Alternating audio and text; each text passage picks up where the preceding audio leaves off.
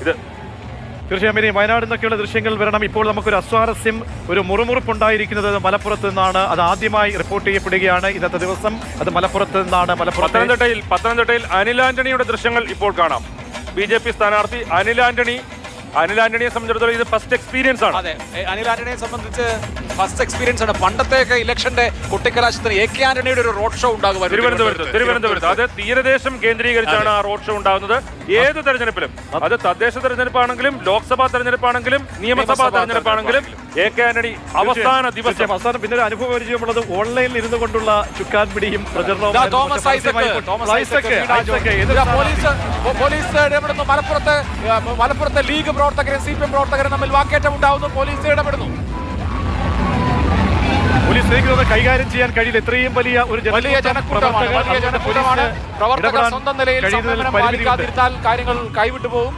ആ ഉത്തരവാദിത്വം രാഷ്ട്രീയ പാർട്ടി പ്രവർത്തകർ കാണിക്കുമെന്ന് നമുക്ക് വിചാരിക്കാം. ഉന്തും തള്ളുമുണ്ട്, സംഘർഷമുണ്ട് മലപ്പുറത്ത് LDF UDF പ്രവർത്തകർ തമ്മിൽ. ആവേശം അങ്ങനെ ആക്രോശത്തിലേക്ക് വഴിമാറുന്നു മലപ്പുറത്ത്.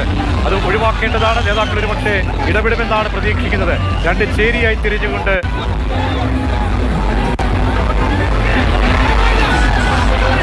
മലപ്പുറത്ത് ഉന്തും തള്ളുമുണ്ട്, സംഘർഷമുണ്ട്. പോലീസ് ഇടപെടുന്നുണ്ട്. ഇടതുമുന്നണിയുടെയും UDFന്റെയും പ്രവർത്തകർ തമ്മിൽ.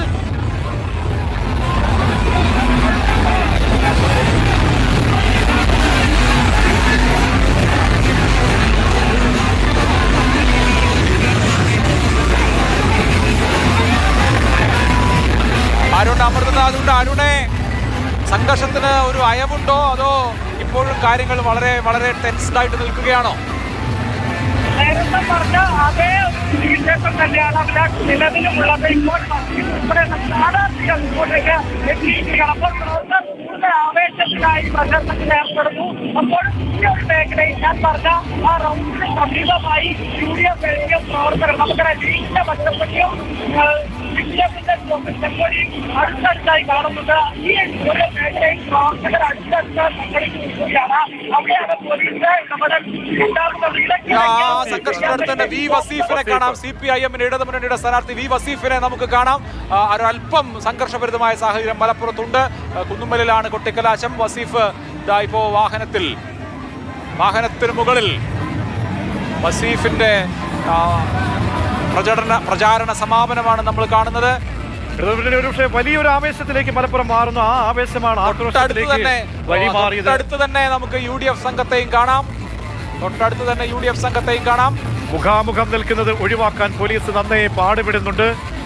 നേതാക്കൾ ഇടപെട്ട് രംഗം ശാന്തമാക്കുമെന്നാണ് പ്രതീക്ഷിക്കുന്നത്. ഈ മലപ്പുറത്ത് മുസ്ലിം ലീഗ് തന്നെ ജയിക്കുള്ളൂ, CPM-ന് അവിടെ സാധ്യതയൊന്നും ഇല്ല എന്ന് എല്ലാവരും വിലയിരുത്തുമ്പോഴും പക്ഷേ ആവേശത്തിന്റെ കാര്യത്തിൽ പ്രചരണ രംഗത്ത് ഒരു കുറവും വരുത്താൻ പാടില്ല എന്നുള്ള തീരുമാനത്തിന്റെ അടിസ്ഥാനത്തിലാണ് CPM ആദ്യം മുതലേ പ്രവർത്തിച്ചത്. അതാണ് ഇപ്പോൾ ഈ ഡിവൈഎഫിയുടെ സംസ്ഥാന പ്രസിഡന്റ് തന്നെ കളത്തിലിറക്കിയുള്ള ഒരു കളിയാണ് ഇത്തവണ LDF ചുവപ്പിക്കാനാണ് ഇത്തവണ വസീഫും ടീമും ഇറങ്ങിയിരിക്കുന്നത്.